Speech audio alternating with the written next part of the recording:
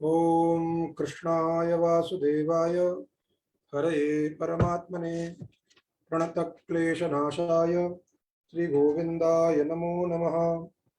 गंगातरङ्गरमणीयजटाकलापं गौरी निरन्तरविभूषितवामभागं नारायणप्रियमनङ्गमदापहारं वाराणसीपुरपतिं भज विश्वनाथं। वाराणसीपुरपतिं भज विश्वनाथं। तत्र भवतां सर्वेषां स्वागतं वर्तते। आज समास प्रकरण में अत्यंत ही महत्वपूर्ण, यद्यपि सब कुछ तो महत्वपूर्ण ही है, लेकिन बहुब्रीहि समास की भी एक अपनी महत्ता है, वो भी महत्वपूर्ण है। तो समास का नाम है बहुब्रीहि। बहुब्रीहि इसका नाम क्यों है? क्योंकि पाणिनि जी ने सूत्र बनाया है शेषो बहुब्रीहि। ये शब्द की व्युत्पत्ति करने की जरूरत नहीं है। अब ब्रीहि और बहु शब्द दो हैं इसमें। अब ब्रीहि माने धान, बहु माने बहुत, बहुत अधिक धान। तो इससे कोई लेना देना नहीं है इसका। ये संज्ञा है, रूढ़ है। का शेषो बहुब्रीहि, शेष को हम बहुब्रीहि कहते हैं। तो शेष पदार्थ क्या होता है? जैसे आपके पास 10 व्यक्ति हैं, आपने कहा कि राम और श्याम को लघु सिद्धांत कौमुदी की पुस्तक दे दो, बाकी को केवल कॉपी दे दो, शेष को कॉपी दे दो। तो दो का जो नाम लिया वो तो उक्त हो गए, कथित हो गए, और कह दिया शेष। तो जो उक्त से भिन्न है, उक्त से अतिरिक्त है, बचा हुआ है, उसी को हम क्या कहते हैं? शेष कहते हैं। बात समझ में आई? वैसे ही अभी तक का जो आपने समास पढ़ा, कहां से शुरुआत की हमने समासों की? पहला जो केवल समास था उसमें सुबंत का सुबंत के साथ समास था। उसमें विभक्ति का कोई निर्देश नहीं था कि प्रथमांत होना चाहिए, द्वितीयांत होना चाहिए, ऐसा कुछ नहीं था। सुबंतों का समास होता है, ये बात भी निश्चित है। सुबंत कितने प्रकार के हो सकते हैं? प्रथमांत, द्वितीयांत, तृतीयांत, चतुर्थ्यंत, पंचम्यंत, षष्ठ्यंत, सप्तम्यंत, यही तो सुबंत हो सकते हैं। अब शुरुआत जब हुई, अव्ययी भाव समास में भी ऐसा कोई नियम नहीं बताया कि प्रथमांत का द्वितीयांत का कुछ नहीं होता है। उन्होंने कहा कि इन इन अर्थों में वर्तमान जो अव्यय हैं उनका समर्थ सुबंत के साथ समास होता है। लेकिन तत्पुरुष समास में कुछ सूत्र आए जिन्होंने साक्षात विभक्ति को उद्देश्य करके समास का विधान किया। जैसे प्रथम सूत्र जो आया था, द्वितीया श्रुतातीत पतितगतात्यस्त प्राप्तापन्नयी, इसमें द्वितीयात से शुरुआत किया। तो द्वितीयांत का श्रुतादि प्रकृतिक समर्थ सुबंत के साथ में समास। फिर तृतीया का, बात समझे नहीं? तृतीयांत का भी समास बताया। तृतीया तत्कृतार्थेन गुणवचनेन कर्तृकरणेज कृता बहुलम कर्तृकरणेज या तृतीया। फिर चतुर्थी वाला बताया, चतुर्थी तदर्थार्थ बलहित सुरक्षित। पंचमी भयेन। फिर षष्ठी, इसके बाद सप्तमी सौंडई। तो तत्पुरुष समास में किस किस को ले लिया? द्वितीया, तृतीया, चतुर्थी, पंचमी, षष्ठी और सप्तमी, इन 6 विभक्तियों को उन्होंने उसमें पढ़ दिए। अब 6 विभक्तियों का समास कह दिया, फिर कह दिया शेष। तो शेष कौन रहा? प्रथमांत। कौन रहा? प्रथमांत। चूंकि 7 ही विभक्ति आपके पास है, द्वितीया से लेकर के सप्तमी पर्यंत तत्पुरुष समास में व्यवस्था बता दी गई। अब जब कहा जाएगा कि शेष जो पदार्थ है, तो उक्तादन्य शेष, उक्त से जो अन्य होता है, भिन्न होता है, उसी को शेष पदार्थ कहते हैं। तो यहां पर शेष क्या बचेगा? प्रथमांत बचेगा। यद्यपि आपके मन में यदि संदेह हो, यदि नहीं हो रहा है तो करिए कि प्रथमांत का भी समास कह दिया गया। प्रादयो गताद्यर्थे प्रथमया, आपने पढ़ी है। प्रादियों का प्रथमांत के साथ में समास बताया गया। प्रगतः आचार्य प्राचार्य। तो बोले जब प्रथमांत को भी कह दिया गया तो शेष क्या बचा? कुछ नहीं बचा। तो अब यहाँ पे शेष की व्याख्या कैसे करेंगे? शेष माने प्रथमांत। तो दोनों के अंतर को भी समझिए। प्रादयो गताद्यर्थे प्रथमया, ये जो वार्तिक है ये सौनाग आचार्य का वार्तिक है, पाणिनि जी ने नहीं कहा है। पाणिनि जी ने कोई सूत्र नहीं बनाया कि किसके साथ में समास होगा। पाणिनि जी ने तो अव्यय संज्ञा को गति प्रादय बनाया, गति संज्ञक से भजन, गति संज्ञक के साथ में समास बताया, कु के साथ में समास बताया, प्रादियों के साथ में समास बताया। बात समझे कि नहीं? ये नहीं कहा कि प्रथमांत के साथ में समास, ऐसा साक्षात निर्देश उन्होंने नहीं किया। अतः पाणि द्वारा निर्दिष्ट जो भी सूत्र हैं उनमें प्रथमांत का समास अभी नहीं हुआ है। वो आचार्य ने उसकी व्याख्या कर दी। ये जो वार्तिक थे, हमने बताया था आपको, प्रादि जो समास है उसी का ये प्रभेद था। सौनाग आचार्य हैं, उन आचार्य ने इनको लिखा है और उनके उदाहरण के रूप में ऐसा बताया है।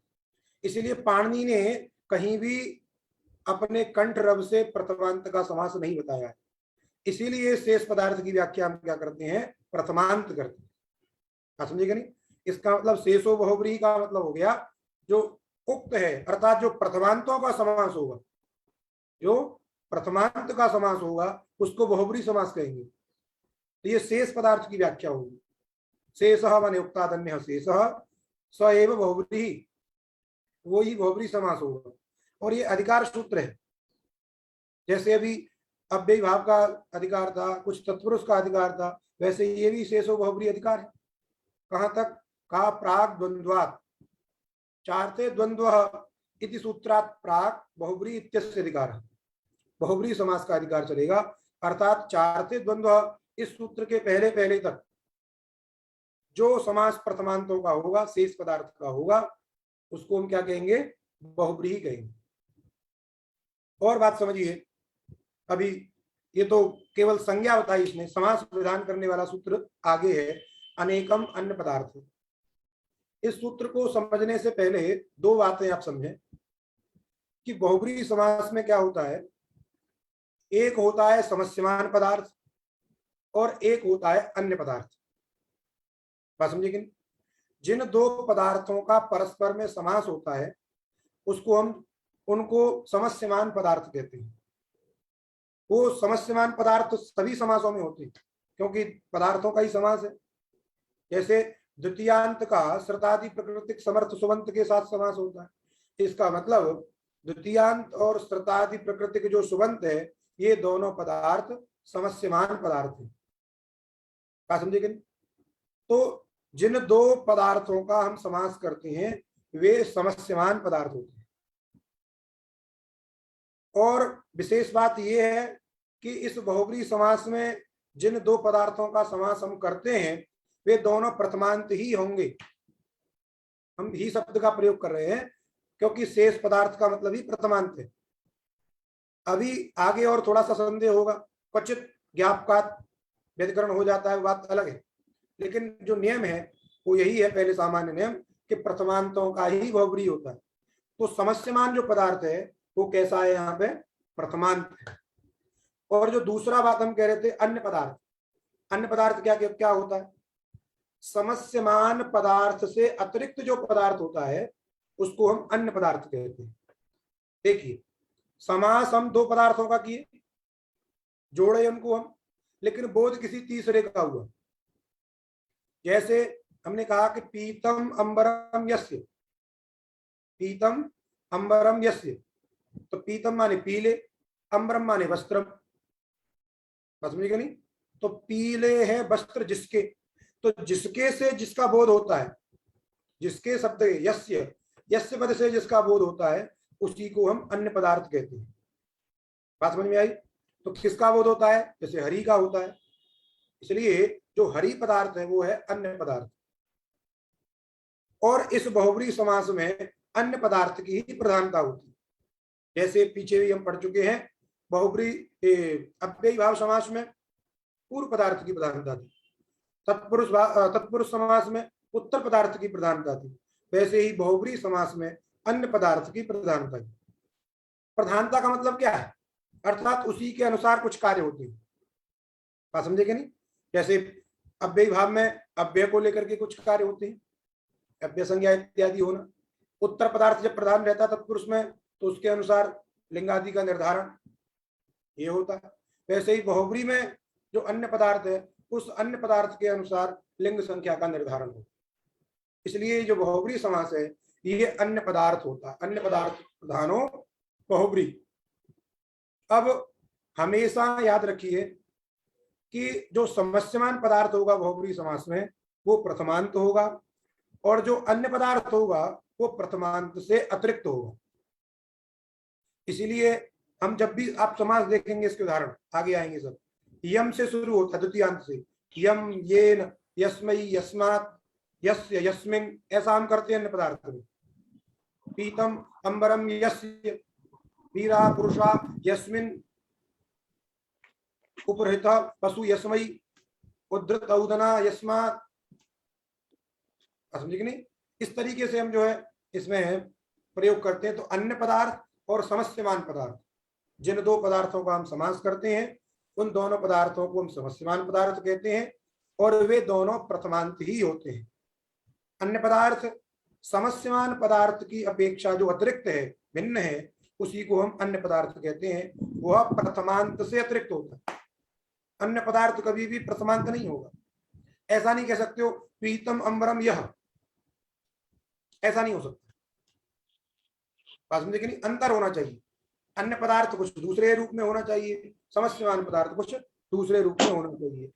अब उसको बताने के लिए समास विधायक सूत्र बता रहे हैं, अनेकम अन्य पदार्थे।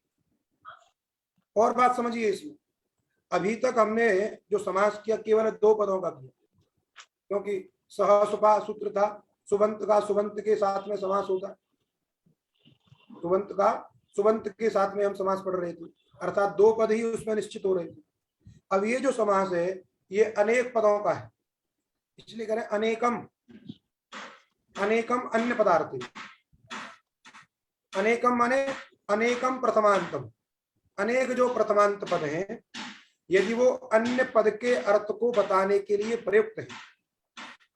जैसे अभी हम जो समास बता रहे थे आपको, पीतम अंबरम यस्य, तो ये जो पीतम और अंबरम का हम प्रयोग कर रहे हैं, पीला और वस्त्र दिखाने के लिए प्रयोग नहीं कर रहे, या पीत का बोध हो जाए या वस्त्र का बोध हो जाए इसके लिए हम प्रयोग नहीं कर रहे हैं, अपितु वहां पे किसी तीसरे व्यक्ति का बोध कराने के लिए इसका प्रयोग कर रहे हैं।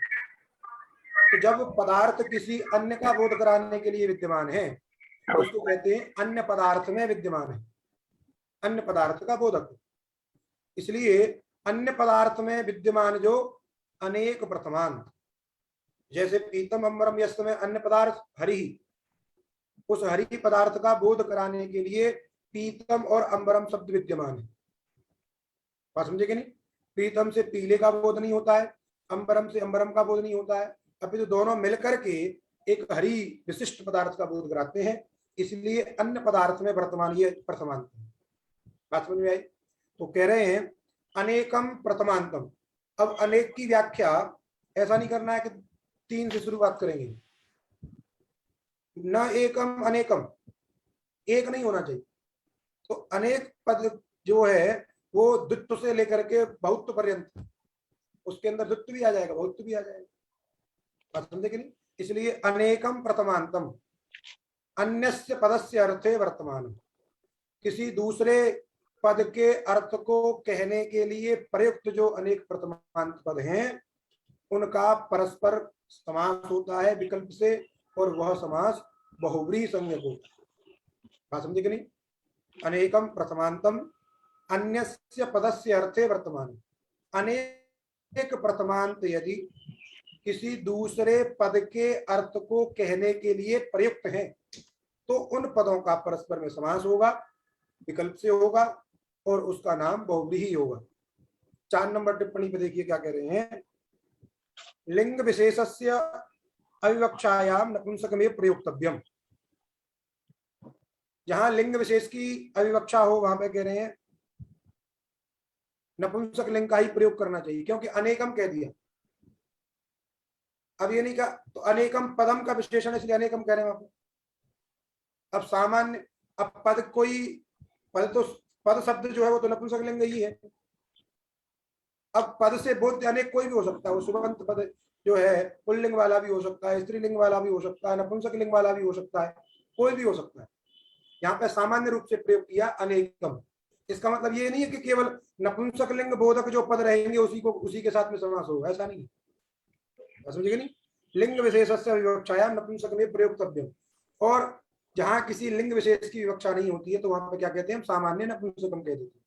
इसलिए सभी का बोध कराने के लिए अनेकम ऐसा उन्होंने नपुंसक लिंग घटित प्रयोग कर दिया, अनेकम। समझे कि नहीं, वो शाब्दोध में प्रविष्ट नहीं है। अर्थात ऐसा नहीं समझना है कि नपुंसकत्व विशिष्ट जो पद हैं, नपुंसक लिंग वाले जो अनेक पद हैं उन्हीं का ही समास होगा, ऐसा नहीं। अनेक से तात्पर्य हमारा सभी से, चाहे वो पुल्लिंग हो, स्त्रीलिंग हो, नपुंसक लिंग हो, कोई भी हो।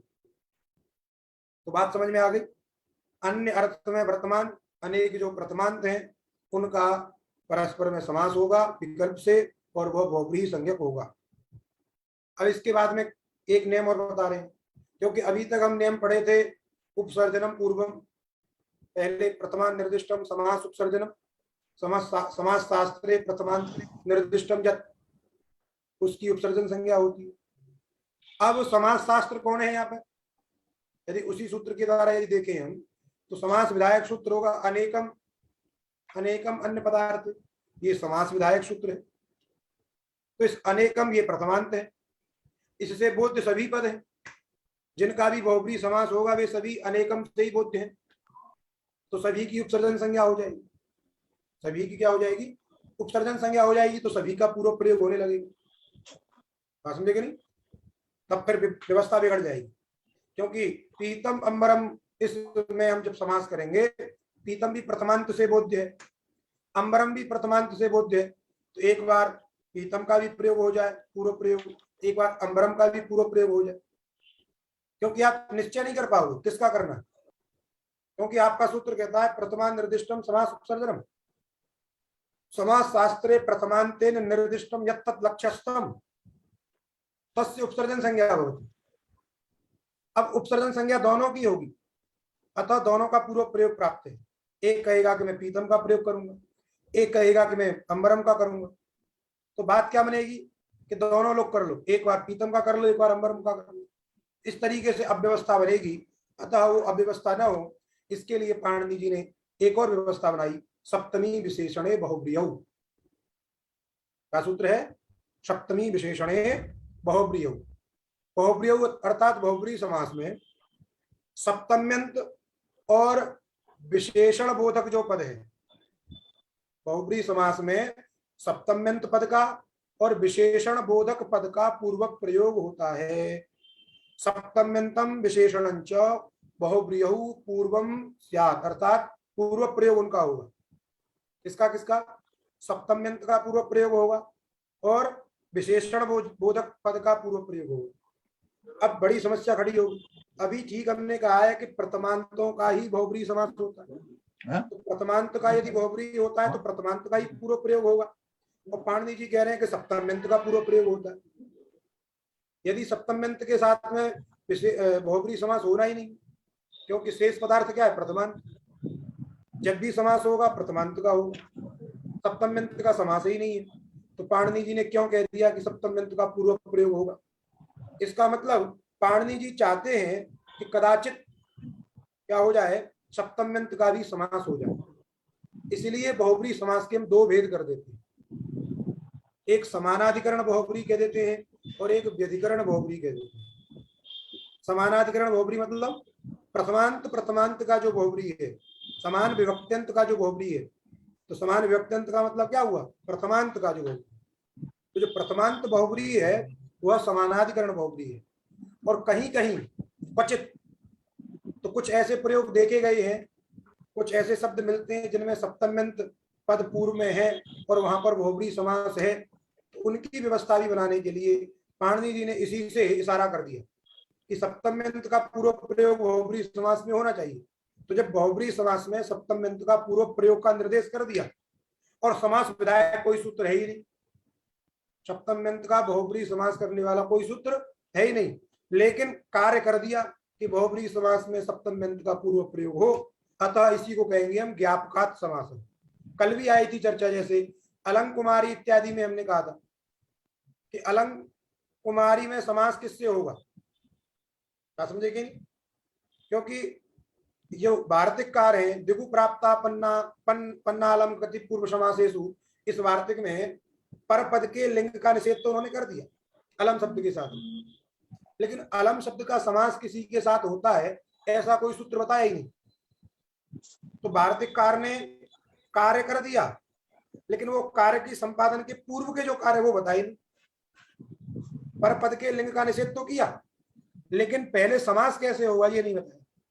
वैसे ही यहाँ पर पाणिनि जी ने निषेध कार्य बता दिया कि सप्तम अंत का बहुब्रीहि में पूर्व प्रयोग होता है, लेकिन समास विधायक कोई सूत्र नहीं होता है।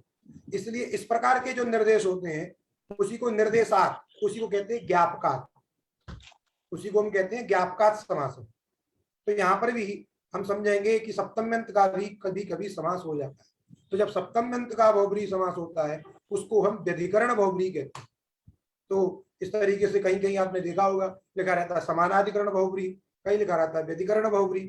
तो आप समझ जाइए समानाधिकरण बहुब्रीहि का मतलब है प्रथमांत का बहुब्रीहि, और व्यधिकरण बहुब्रीहि का मतलब है सप्तम्यंत का प्रथमांत के साथ में जो बहुब्रीहि होगा उसको हम व्यधिकरण बहुब्रीहि कहते हैं। बात समझे क्या नहीं? तो सप्तमी विशेषणे बहुब्रीहौ सप्तम्यंतम विशेषणं च बहुब्रीहौ पूर्वम स्यात्। इसलिए आगे लिखा अतएव ज्ञापकात् व्यधिकरण पदो बहुब्रीहि। अतएव माने बहुब्रीहि समासे सप्तम्यंतस्य पूर्व प्रयोग करण सामर्थ्यात्, क्योंकि इस बहुब्रीहि समास में सप्तम्यंत पद का पूर्व प्रयोग का विधान किया गया है, इसीलिए ज्ञापकात् समास है। इसलिए सप्तम्यंत का भी बहुब्रीहि समास होगा। 5 नंबर टिप्पणी पे आप देखें, जैसे कंठे इत्यस्य सप्तम्यंतत्वेन अनेक प्रथमांतत्वाभावात् समासा प्राप्तौ आह। क्योंकि इसका उदाहरण पूछा जाएगा, बोले सप्तम्यंत का पूर्व प्रयोग हुआ हो ऐसा बहुब्रीहि का उदाहरण बताइए, तो आप बोलोगे कंठे कालः। यहाँ पे हम विग्रह करते हैं कंठे कालो यस्य, कंठ में है काल जिसके, विष काल माने विष, हलाहल, उसको कहते हैं कंठे काल। अब कंठे ये सप्तम्यंत है, काल ये प्रथमांत है। अब आपका समास विधायक सूत्र कौन सा है? अनेकम अन्य पदार्थे, अन्य पदार्थे वर्तमानम अनेकम सुबंतम प्रथमांतम सुबंतम। तो प्रथमांत सुबंत है ही नहीं, ये तो सप्तम्यंत सुबंत है।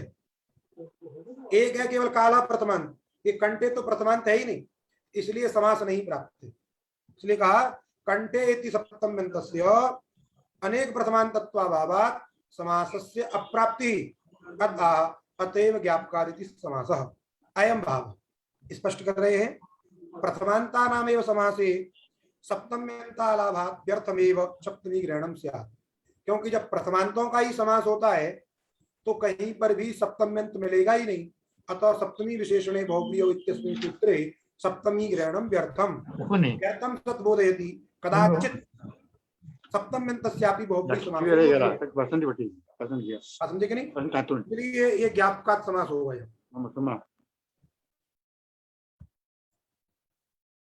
इदमत्र तत्त्वम् अनेकेषां प्रथमान्तानां द्वितीयादि सप्तम्यन्तार्थे। और इसको स्पष्ट कर रहे हैं, अन्य पदार्थी माने, अन्य पदार्थी का मतलब है अनेक प्रथमांत यदि द्वितीयार्थ में, तृतीयार्थ में, चतुर्थ्यर्थ में, पंचम्यर्थ में, षष्ठ्यर्थ में, सप्तम्यर्थ में विद्यमान है। क्योंकि अन्य पदार्थ क्या होगा? प्रथमांत से अतिरिक्त होगा। इसलिए कह रहे अनेकेषां प्रथमान्तानां द्वितीयादि सप्तम्यन्तार्थे, द्वितीया से लेकर के सप्तम्यंत अर्थ में विद्यमान जो अनेक प्रथमांत है, यदि द्वितीयांत के अर्थ को अनेक प्रथमांत कहते हो, तृतीयांत पदार्थ के अर्थ को यदि अनेक प्रथमांत कहते हो, चतुर्थ्यंत पदार्थ के अर्थ को यदि अनेक प्रथमांत कहते हो, तो वहां पर समास होता है। यही इसका तत्व है। अर्थात यही जो बात हमने बताई थी कि जो समास समस्तमान पदार्थ है वो प्रथमांत है, और अन्य पदार्थ आपका द्वितीयार्थ, तृतीयार्थ, चतुर्थ्यर्थ, ये अनेकेषां प्रथमान्तानां द्वितीयादि सप्तम्यन्तार्थे बहुब्रीहि तत्र द्वितीयादि पंचम्यन्तार्थे यत्र बहुब्रीहि तत्र कर्तृ कर्म प्रत्ययान्त सुबन्तेन सह समासः। और इसकी व्याख्या करते जा रहे हैं, देखिए पढ़ लीजिए इसको। कह रहे हैं तत्र द्वितीयादि पंचम्यन्तार्थे, द्वितीया से लेकर के पंचम्यंत पर्यंत, जैसे पीतम क्या कहते हैं, इसमें प्राप्तम उद्गम यम, ऊडो रथो येन, उपहृत पशु यस्मई, उद्धतौदना स्थाली इत्यादि, इनमें कह रहे कर्तृकर्म प्रत्यांत सुबंतेन सह समास। जिन सुबंतों का समास हो रहा है या तो उनमें कर्तृ प्रत्यांत है अथवा वो कर्म प्रत्यांत है। आप देख लीजिए, जैसे प्राप्तम उद्गम, प्राप्तों में जो अक्ता प्रत्यय कर्मणी है, प्राप्तम उद्गम। ऊढ़ रथा, यहां पर भी अक्ता प्रत्यय है, ऊढ़। उपहृत, यहां पर भी अक्ता प्रत्यय है, उद्धृत, यहां पर भी अक्ता प्रत्यय है। तो सब या तो कर्ता अर्थ में प्रत्यय है अथवा कर्म अर्थ में प्रत्यय है। बात समझिए कि नहीं? क्योंकि जब तक कर्ता और कर्म अर्थ में प्रथमा नहीं आएगी, प्रत्यय नहीं आएगा, तो प्रथमा विभक्ति होगी कैसे उसमें?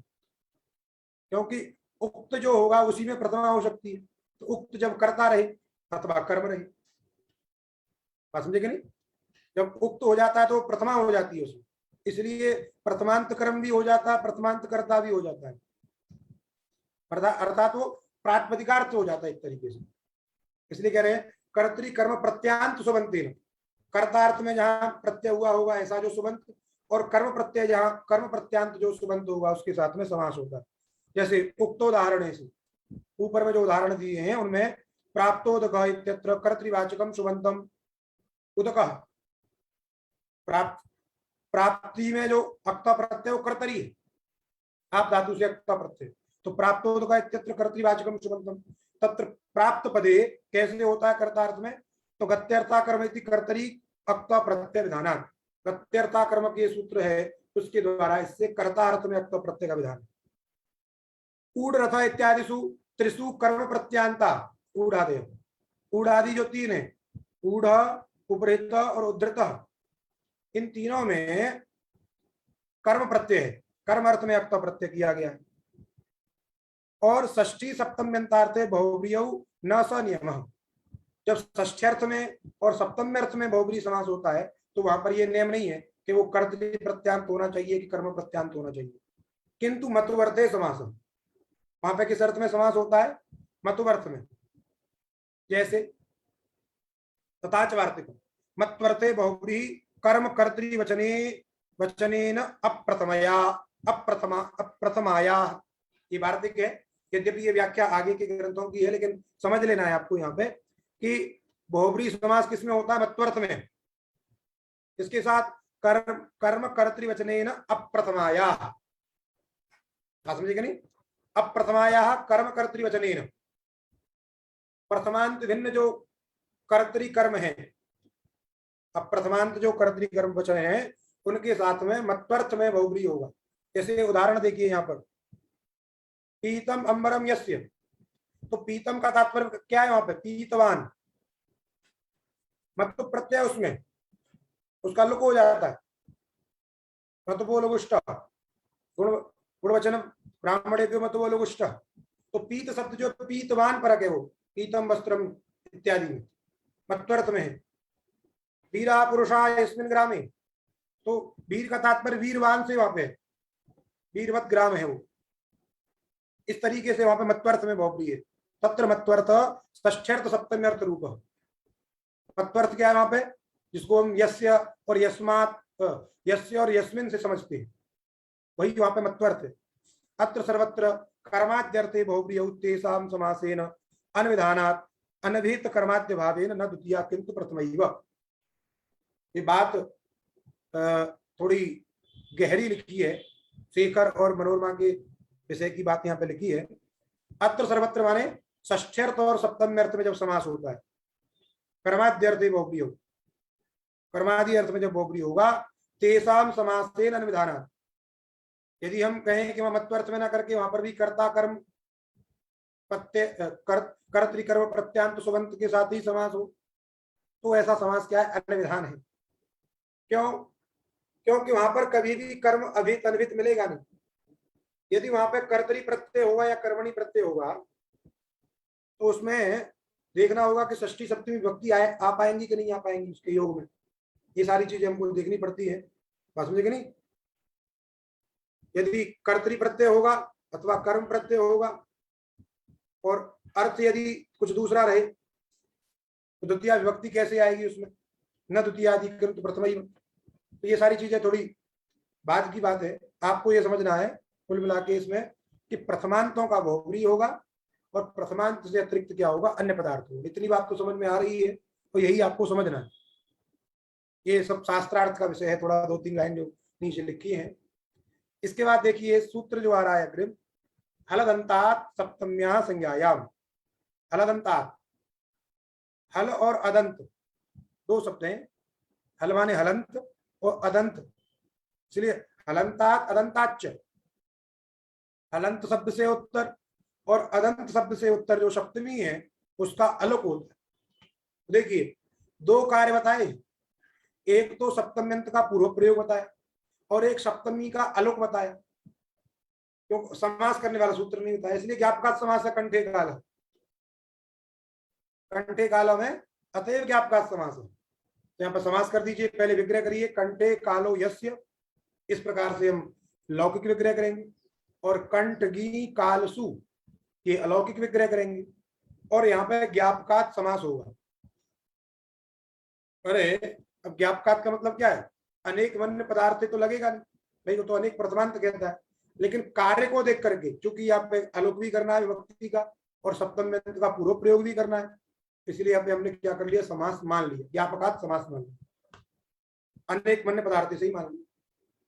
समास हो गया, विभक्ति चली गई।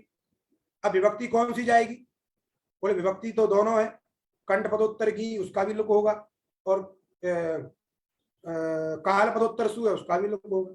तब कह दिया कि नहीं, हलदंतात सप्तम्या संज्ञायाम, इस सूत्र के द्वारा सप्तमी का अलुक, क्योंकि अदंत से उत्तर जो सप्तमी है, हलंत अथवा अदंत, तो चूंकि कंठ शब्द अदंत है अतः अदंत शब्द से उत्तर जो गी विभक्ति है उसका अलुक हो जाए, तो कंठे ऐसा बना रहे।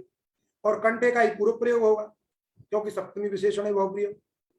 तो कंठ घी का पूर्व प्रयोग और घी का अलुक, सु का अलुक हो जाएगा उधर, वहां उसके लिए कोई निषेध नहीं है। तो कंठ पदोत्तर घी उसका अलुक हो गया, तो कंठ घी काल, इधर कार्य कर दिया तो कंठे काल। अब पुनः एक देश विकृत अनन्यवत समासत्वात् प्रातिपदिक है ही है, सुविभक्ति आएगी और सुगा रुद्र विसर्ग, क्योंकि अन्य पदार्थ कौन है, रुद्र महादेव, वो पुष्ट पदार्थ है। इसलिए कंठे कालो यस्य, ऐसा कहने पर जो अन्य पदार्थ है महादेव, उसके अनुसार इसमें पुल्लिंग होगी, इसलिए कंठे कालः। 1 नंबर टिप्पणी में लिखा है, देखिए, कंठे कालो यस्य स इति विग्रह नीलकंठो महादेव इत्यर्थः, ये इसका अर्थ होगा कंठे काल। अब जो वास्तविक प्रथमांतों का समास है उसको देखिए, प्राप्तम उदकम यम, सबका लौकिक विग्रह लिखा है इन्होंने, प्राप्तम उदकम यम, प्राप्त कर लिया है उदक जिसने, प्राप्तम माने प्राप्त, प्राप्ति का कर्ता, समझे कि नहीं, उदक की प्राप्ति का कर्ता, इसलिए प्राप्ति में कह रहे अक्ता प्रत्यय कर्तरी है, उदक कर्मक प्राप्ति प्राप्ति कर्तृक उदक कर्मी भूत, या उदक कर्तृक प्राप्ति कर्मी भूत। उदक का कर्ता कौन है, उदक की प्राप्ति का कर्ता कौन है, ग्राम, समझे कि नहीं, इसलिए प्राप्त से अक्ता प्रत्यय कर्तरी। तो यहाँ पे समास करिए, प्राप्त सु उदक सु, प्राप्त सु उदक सु अनेक वन्य पदार्थ समास करिए, विभक्ति का लुक करिए। अब देखिए प्राप्तम उदकम ये दोनों प्रथमांत है और यम ये द्वितीयांत है, अन्य पदार्थ है, उससे किसका बोध हो रहा है, ग्राम का। इसलिए प्राप्त सु और उदक सु समास, विभक्ति का लुक प्राप्तोदक और समासत्वात् सु विभक्ति आएगी, क्योंकि अन्य पदार्थ ग्राम है, पुल्लिंग है, इसलिए प्राप्तोदकः, प्राप्तोदकः ग्रामः, प्राप्त करने वाला, जल प्राप्त करने वाला गांव, प्राप्तोदको ग्रामः। ऐसे ही अब ये हुआ द्वितीयार्थ में, द्वितीयार्थ में बहुब्री हुआ यम। अब तृतीयार्थ में बहुब्री देखिए, ऊढ़ रथो अनटवान, ऊढ़ रथ, ऊढ़ रथो येन, ऊढ़ रथो येन माने जो जिसने रथ का वहन कर लिया है, जो रथ को ढो रहा है, ढो लिया है, ऊढ़ माने वहन कर लिया है, इसलिए यहाँ पर ऊढ़ भी प्रथमांत है और रथ ये भी प्रथमांत है। अन्य पदार्थ कौन है, अनटवान, बैल या अश्व जो भी गए, यहाँ अनडवान उन्होंने लिख दिया है, इसलिए समास हो जाएगा। दोनों प्रथमांत हैं, अन्य पदार्थ तृतीयांत है, इसके द्वारा रथ ढो लिया गया है। ऊढ़ रथ ये न, जिसके द्वारा रथ को ढो लिया गया, ठीक, इसीलिए समास हो गया, विभक्ति का लुक हो गया। ऊढ़ रथ और अन्य पदार्थ के अनुसार इसमें लिंग आ गया तो सुविभक्ति को ऋत्विसर्ग हो गया। तो ऊढ़ रथ कौन? अनडवान। ऊढ़ रथ कहने से किसका बोध होता है? अनडवान का, अश्व का, हय का, जो भी गए। वैसे ही आगे देखिए, उपहृत पशु, तो उपहृत पशु यस्मयी, उपहृत माने दत्तः, पशु जानवर माने जिसको पशु भेंट दे दिया गया है, भेंट चढ़ा दी गई है, बलि दे दी गई है। उपहृत पशु यस्मयी, जिसके लिए, असौ रुद्र, तो उपहृत पशु कौन? रुद्र। अन्य पदार्थ रुद्र है, चतुर्थ अर्थ में यहाँ बहुब्रीहि है, दोनों प्रथमांत है। उपहृत और पशु विभक्ति का लुक हो जाएगा, बाकी पूर्वत कार्य हो जाएंगे तो बन जाएगा उपहृत पशु। सबके उपहृत पशु यस्मयी सह, उपहृत पशु रुद्र। उद्धृत ओदना स्थाली, उद्धृतम ओदनम यस्याः, उद्धृतम जिससे ओदन निकाल लिए गए, जैसे कोई बर्तन है, स्थाली है, समझे कि नहीं, आज की भाषा में कुकर है, ऐसा कुकर जिसमें से ओदन निकाल लिया है, उसको स्थाली कहते थे। स्थाली स्त्रीलिंग है, इसलिए इसमें कहना यस्याः, उद्धृतम ओदनम यस्याः, जिससे निकाल लिए, इसलिए पंचम अर्थ में समास है, दोनों प्रथमांत है, विभक्ति का लुक हो गया, क्या बन जाएगा? उद्धृत उदना, क्योंकि स्थाली स्त्रीलिंग है तो इसलिए सु का लुक कर दिया करेंगे आदि लोग, उद्धृत उदना स्थाली। फिर षष्ठ्यर्थ में समास, पीतम अंबरम, पीतम अंबरम यस्य, पीतम अंबरम यस्य सौ पीतांबरम, तो यहाँ पर भी समास हो जाएगा। अन्य पदार्थ में वर्तमान पीत और अंबर है, समास हो गया, पूर्वक कार्य कर दिया, पीतांबर, पीतांबर माने हरि। वैसे ही वीर पुरुषकः, वीरा पुरुषा यस्मिन, वीर है पुरुष जिसमें, तो यहाँ पर भी सप्तम अर्थ में विद्यमान है, इसलिए समास हो गया, वीर पुरुष। और शेषा विभाषा आगे सूत्र आएगा, उसके द्वारा इसमें क्या हो जाता है? क प्रत्यय हो जाता है, समझे कि नहीं? तो विकल्प है, यहाँ पे वीर पुरुष कर दिया और सु आ जाएगा, सु का दूसरे हो जाएगा, तो वीर पुरुष को ग्रामः। तो ये सभी द्वितीयार्थ तृतीयार्थ इत्यादि में समास प्रथमांतों का बता दिए। अब कुछ वार्तिक है, उस वार्तिक के बारे में कह रहे हैं। प्रादिभ्यो धातुजस्य वाच्यः वाच उत्तर पद लोपः। प्रादिभ्य माने प्रादियों का, क्योंकि प्रादि पीछा नहीं छोड़ते, ये तत्पुरुष समास में भी प्रादि थे और ये बहुब्री समास में भी आ। तो देखिए इसकी व्याख्या स्वयं नीचे टीकाकार लिख रहे, 7 नंबर पर देख लीजिए।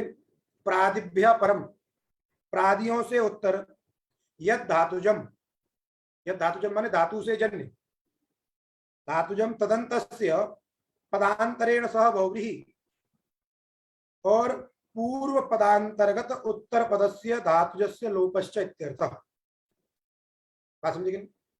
पहले धातुज समझिए, धातु से निष्पन्न जो होता है उसको धातुज कहते हैं।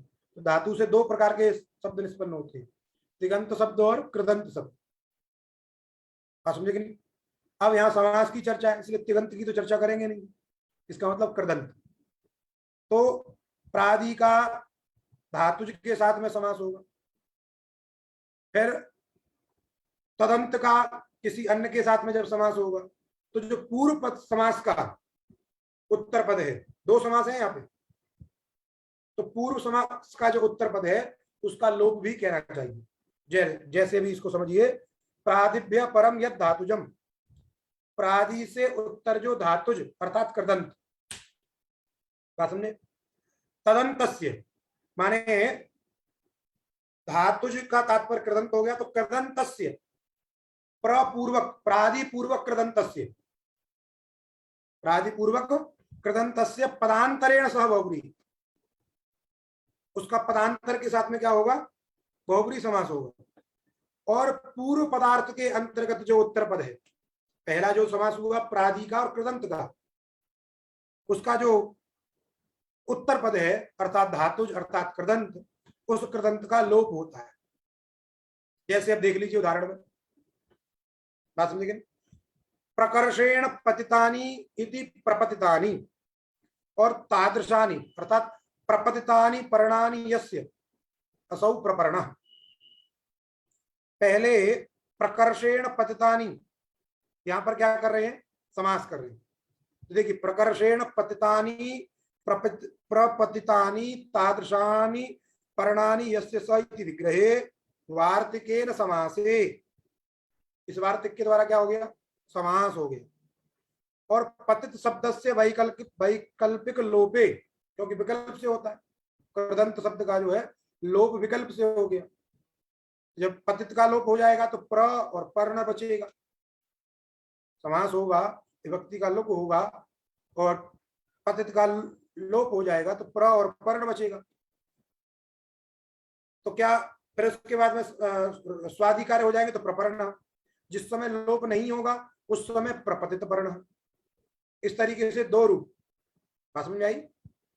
प्रादिभ्य धातुजस्य समासो वाच्य, प्रादि का धातु के साथ में समास, और तदंतस्य पदांतरेण सह समास, एवं पूर्व पदांतर्गत उत्तर पदस्य विकल्पेन लोप, पूर्व पदांतर्गत जो उत्तर पद है उसका लोप होगा। पहले हम प्रादियों का धातुज के साथ में समास करेंगे अर्थात कृदंतों के साथ समास करेंगे, और कृदंतों के साथ समास करने के पश्चात जब उस तदंत का किसी अन्य पदार्थ के साथ में समास होगा तो वहां पर पूर्व समास घटक जो उत्तर पद है उसका लोप विकल्प से कहना चाहिए। इसलिए दो रूप बनाए हुए, प्रपतित पर्ण प्रपर्ण। तो प्र इसका विग्रह कैसे किया है, प्रपतितानि पर्णानि हम कह देते हैं, यहाँ प्रकर्षेण पतितानि कह दिया, क्योंकि प्र का ही अर्थ है प्रकर्ष जो है, प्र का अर्थ क्या, प्रकर्ष। प्रकर्षेण पतितानि प्रपतितानि, तो प्र और पतित का समास क्या करेंगे, प्र और पतित का समास कर लिया हमने, प्रादि समास, बात समझे कि नहीं, उगतिक प्रादय प्रादि समास, प्रादियों का समर्थ के साथ में समास हो जाएगा। अब इसके बाद में प्रपतित जो शब्द हुआ, उस प्रपतित शब्द का पर्ण के साथ, प्रपतितानि पर्णानि यस्मात् यस्य, प्रपतित माने प्रकर्ष रूप से गिर चुके हैं पत्ते जिसके, अच्छी तरीके से गिर चुके हैं पत्ते जिसके, जिस पेड़ के, जिस वृक्ष के, अर्थात उसको पतझड़ लग गया है, एक भी पत्ता नहीं बचा है, उसको कहेंगे प्रपर्ण।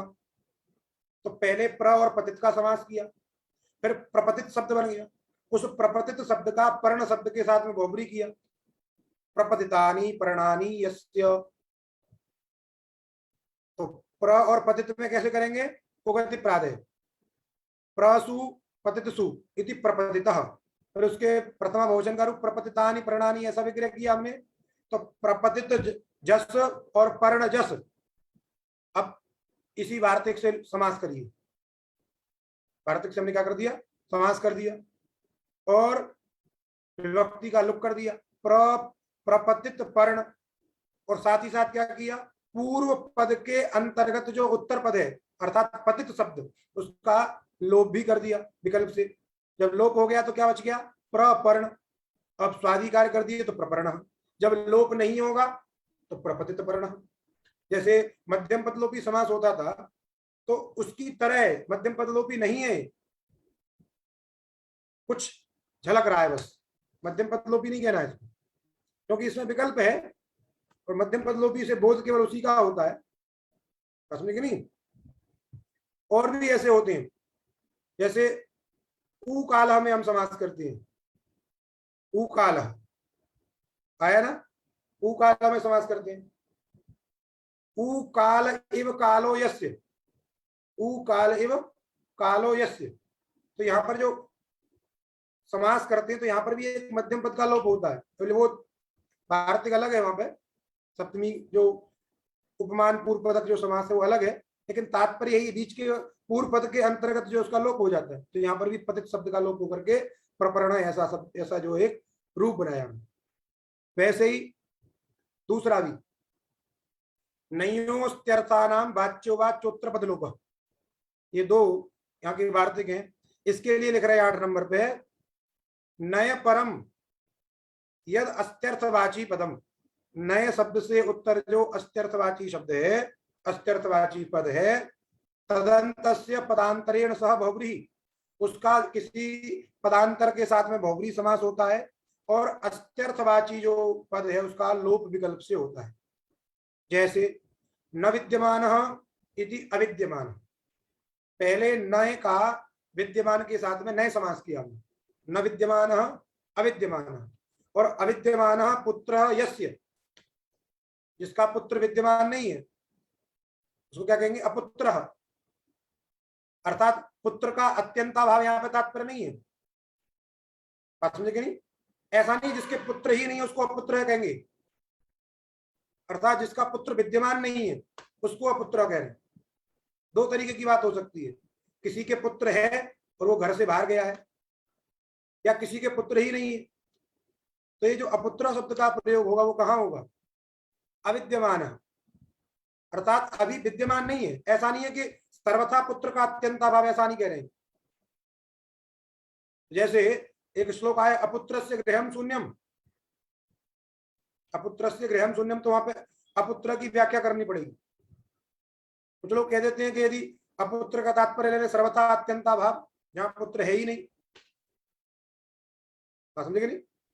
तो यदि हम इस तरीके से अत्यंत अभाव को लेकर के बात करते हैं तो उसका तात्पर्य सर्वथा जिसके पुत्र नहीं है उसका गृह शून्य है, या जिसका पुत्र कहीं और चला गया है, पढ़ने चला गया है काशी में, वो भी क्या है, अपुत्र। तो ये व्याख्या के ऊपर है। तो ये बात समझ में आई। नए परम यत अस्त्यर्थवाची पदम, नए से उत्तर जो अस्त्यर्थवाची कोई पद है, तदंत का किसी पदांतर के साथ में बहुब्रीहि समास होगा, और बहुब्रीहि समास के अंतर्गत जब हम बहुब्रीहि समास करेंगे तो पूर्व समास घटक जो उत्तर पद है अस्त्यर्थवाची पद, उसका लोप भी विकल्प से कहना चाहिए, समझे कि नहीं? नए परम यत अस्त्यर्थवाची पदम तदंतस्य पदांतरेण सह बहुब्रीहि अस्त्यर्थवाची नाम तु वा लोप। जैसे न विद्यमानः इति अविद्यमानः, अविद्यमानः पुत्रो यस्य स अपुत्रः, अर्थात अविद्यमान पुत्र, दोनों इसके रूप बन जाएंगे। जैसे प्रपतित पर्ण बनाया था वैसे यहाँ पर भी बन जाएगा। यद्यपि बहुब्रीहि समासः अनेक वन्य पदार्थे इति सूत्रेण सिद्ध, कह रहे हैं यहाँ पर तो अनेक वन्य पदार्थे इस सूत्र के द्वारा बहुब्रीहि समास सिद्ध है, तथापि वैकल्पिकोत्तर पद लोपार्थम वार्तिकत्व, बोले इन वार्तिक के द्वारा समास विधान की आवश्यकता नहीं है, समास तो अनेक वन्य पदार्थ से हो जाएगा, केवल इन सूत्रों के, इन वार्तिकों के द्वारा क्या करिए, उत्तर पद का लोप विकल्प से करिए, समझे कि नहीं? इसलिए वैकल्पिक उत्तर पद लोपार्थम वार्तिकत्वयम, ये जो वार्तिक हैं ये विकल्प से उत्तर पद का लोप करने वाले हैं। तो ये आपका आज अपुत्र तक हम लोग पहुंच गए, समझे कि नहीं? और इसके आगे अब कल चर्चा करेंगे। एक विशेष सूत्र आ रहा है, कुंभ भाव करने